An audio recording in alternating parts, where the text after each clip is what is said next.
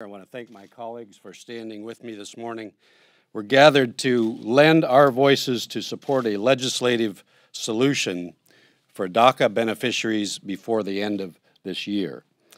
The young people covered by DACA need the stability of a legislative solution that can only be provided by Congress, and that's what our president, President Trump, has asked us to do. As we have seen, temporary executive orders that can be reversed leave these young people in uncertainty, facing broken promises. Good morning, everybody. Can you hear me? Every day that Congress fails to act, every time that Congress kicks this can down the road, real people are hurt.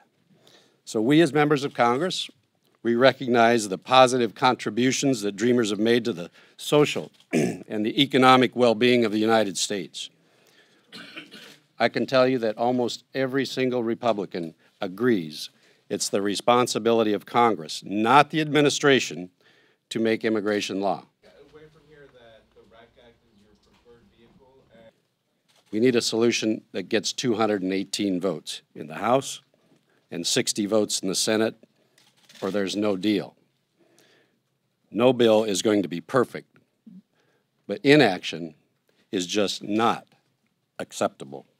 So we stand here ready to work with the Speaker's working group, with the White House, with our friends from both sides of the aisle to pass a legislative solution this year.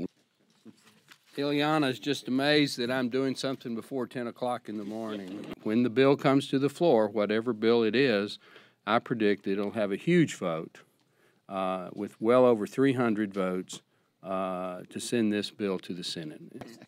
Seriously, I want to thank Dan Newhouse for really bringing everyone together here today. This is not a Republican or Democratic issue. It's an American issue. This is not part of the overall immigration issue. I don't see that at all. I believe in strong borders. I believe in strengthening E-Verify system. I'd be considered tough as far as border security is concerned. But when you're talking about young people who know no country other than the United States as being their own, we have to stand with them. And I saw the statement today by a former Defense Secretary Gates saying what an integral part of the U.S. Armed Forces DACA is. And so let's not undermine our armed forces. I also hear from many business people in my community how important it is. So it's not just a humanitarian issue. It's a military issue. It's an economic issue.